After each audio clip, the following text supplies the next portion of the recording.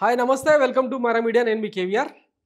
ఆంధ్రప్రదేశ్లో కూటమి సర్కారు అత్యుత్సాహం, పోలీసుల వైఖరి ఇవన్నీ కూడా తీవ్ర చర్చనీయాంశం అవుతున్న సంగతి తెలిసిందే కదా. సోషల్ మీడియా యాక్టివిస్టులను అరెస్ట్ చేసే క్రమంలో పోలీసుల కోసం ఖర్చు పెడుతున్న డబ్బుల మీద ఇప్పుడు పెద్ద ఎత్తున చర్చ జరుగుతుంది. నిన్న వర్మ కోసం ఆంధ్రప్రదేశ్ పోలీసులు, ముఖ్యంగా ప్రకాశం జిల్లాకు చెందిన పోలీసులు ఒక 3-4 టీంలుగా తయారై ఇటు హైదరాబాదు, చెన్నై, కోయంబత్తూరు, మదురై ఇట్లాంటి ప్రాంతాలకు వెళ్ళి గాలింపు చర్యలు చేపట్టి ఆయన కోసం అంటే దొరికితే బేడీలేసి తీసుకొచ్చి బొక్కలేయాలన్న అత్యుత్సాహంతో ఆయన కోసం గాలింపు చర్యలు చేపట్టిండు. అంతా బాగానే ఉంది. ఆయన వేసిన ట్వీట్స్ ఏంది, ఆయన తీసిన సినిమాలు ఏంది, ఎక్కడ ఎవరి మనోభావాలకు దెబ్బ తగిలింది అన్నది అదంతా ప్రపంచం ఎరిగిన చరిత్ర. ఎందుకంటే వర్మ అనేది ఒక థ్రీ క్యారెక్టరు. మొండోడు రాజు అయితే ఎట్టుంటుంది అన్నట్టు మనోడు వేసే ట్వీట్లకు, మాట్లాడే మాటలకు ఏమాత్రం సంబంధం ఉండదు. దానివల్ల చాలామంది మనోభావాలు దెబ్బతిన్నాయని చెప్పి ఒకటే రోజు రాష్ట్ర వ్యాప్తంగా పలు పోలీస్ స్టేషన్లలో కేసులు నమోదైనవి. దాని మీద ఇప్పుడు వర్మ కౌంటర్ ఇచ్చిండు. అసలు నేను ఎక్కడికి పారిపోలేదు, ఎవరి మంచం కింద దూరలేదు, మీరు నా కోసం ఎదురు చూస్తున్న విధానం ఏదైతే ఉందో అది సూపర్ మార్వెలెస్ అని చెప్పి మాట్లాడి ఒకసారి ఏమన్నాడో విందాం. Extremely sorry to disappoint నేను మునిగిపోతున్నాను మంచి మీద నేరుస్తున్నాను అని అందరూ whatever the media is speculating అందరికీ చిన్న డిసప్పాయింట్మెంట్ ఉండొచ్చు వీడియో. ఇక్కడ పాయింట్ ఏంటంటే I just want explain the whole concept. ఇప్పుడు నేను ఆల్మోస్ట్ ఒక 1 year బ్యాక్ ఏదో ట్వీట్స్ పెట్టాను అనే ఎలిగేషన్. ఆ ట్వీట్స్ ఎవరో మనోభావాలు దెబ్బతాయి. ఇక్కడ విచిత్రం ఏంటంటే 1 year బ్యాక్ పెట్టిన ట్వీట్స్ 4 డిఫరెంట్ ప్లేసెస్లో 4 డిఫరెంట్ జ్యూరిస్డిక్షన్స్లో 4కి ఒకే 3-4 రోజుల వ్యవధిలో వాళ్ళ మనోభావాలు దెబ్బతాయి.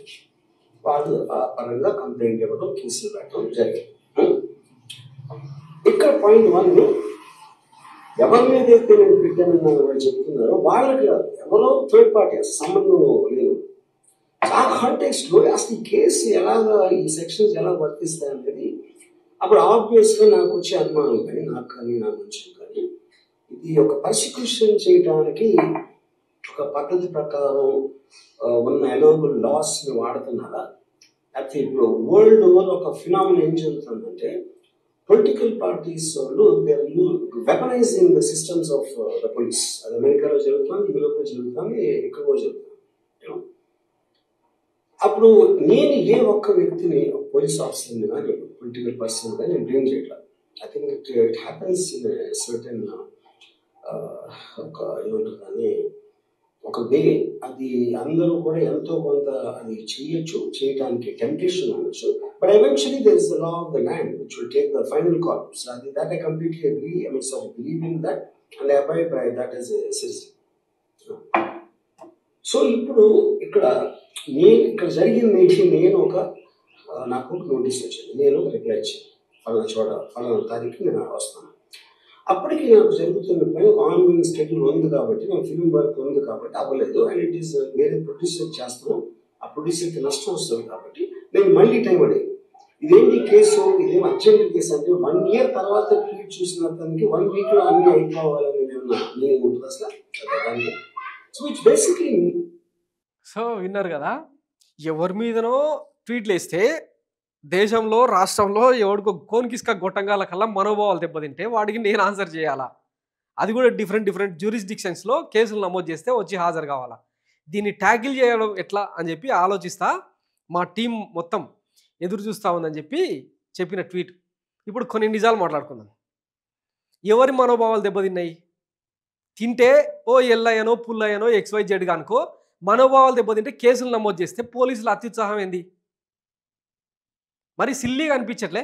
దీనికోసం రాష్ట్ర ప్రజలు కట్టే పన్నులతోన జీతాలు తీసుకునే పోలీసులు ఇంతగానం సరే ఈ మోడస్ ఆపరాండి అంటే కూటమి సర్కార్ నేతలకు, అధిపతులకు వాళ్ళ ధ్యేయం, వాళ్ళ లక్ష్యం ఎట్టయినా ఉండొచ్చు కాక వ్యవస్థలకు తగ్గట్టు పనిచేయాల్సిన అవసరం పోలీసులకు లేదా? రాష్ట్ర ప్రజల డబ్బును జీతాలు తీసుకునేటప్పుడు ఎంత రెస్పాన్సిబుల్గా పనిచేయాలి? నేను మొదటి నుంచి చెప్తున్నా, ఆర్జీవీతో నా పెట్టుకోకండి, అనవసరంగా గోక్కుంటే కెలికి వదిలిపెడతాడు, వ్యవస్థలనే అల్లాడిస్తాడు అని చెప్పినా. ఇప్పుడు రేపు సుప్రీంకోర్టులో, ఇంకా పై కోర్టులో, కింది కోర్టులలో కేసులు నమోదు చేసి అసలు ఎందుకు, నేను చేసిన తప్పేంది, వీళ్ళ అత్యుత్సాహం ఏంది అని చెప్పి కేవియట్ పిటిషన్లు, స్పెషల్ లీవ్ పిటిషన్లు వేయించారు అనుకో, అప్పుడు ఎట్లుంటుంది? ఆంధ్రప్రదేశ్ ప్రభుత్వం ఎక్కేమెట్టు దిగేమెట్టు అన్నట్టు సపరేట్ మళ్ళీ ఆ అసోసియేట్ సొలిసిటర్ జనరల్లకు ఇక ఇది ఒక పని అనమాట. రాష్ట్రంలో ఇన్ని అరాచకాలు, ఇన్ని కిరాతకాలు జరుగుతుంటే, నడి రోడ్డు మీద నరుకుతుంటే, ఆ కేసులను, వాటి మీద ఛార్జ్ షీట్లను, నిందితులను కోర్టులకు సరెండర్ చేసి వాళ్ళకి బాధితులకు న్యాయం చేయాలన్న సోయి ఏమాత్రం లేదు. కానీ రేపుకు గురైన మహిళలకు న్యాయం చేసే ఉద్దేశం కానీ ఈ ప్రభుత్వాలకు లేదు. కానీ ఇట్లా ఎవరితో పడితే వాళ్ళతో పెట్టుకుంటే ఇది అసిస్టం. ఇప్పుడు మీకు ఒకటి చూపిస్తా. అప్పట్లో ఈనాడు గోరోజు ఎట్లుండే చూసిరు కదా, సీనియర్ ఎన్టీఆర్ బతికున్నప్పుడు ఇంకా ప్రియమైన తెలుగు ఆడపడుచులకు సంపూర్ణ మద్య నిషేధం కోసమే నేను పాటుపడుతున్నా అని చెప్పి ఇట్లా నగ్నంగా ఒక గౌడన్నను కించపరుస్తూ ఎన్టీఆర్ వేసిన బొమ్మ.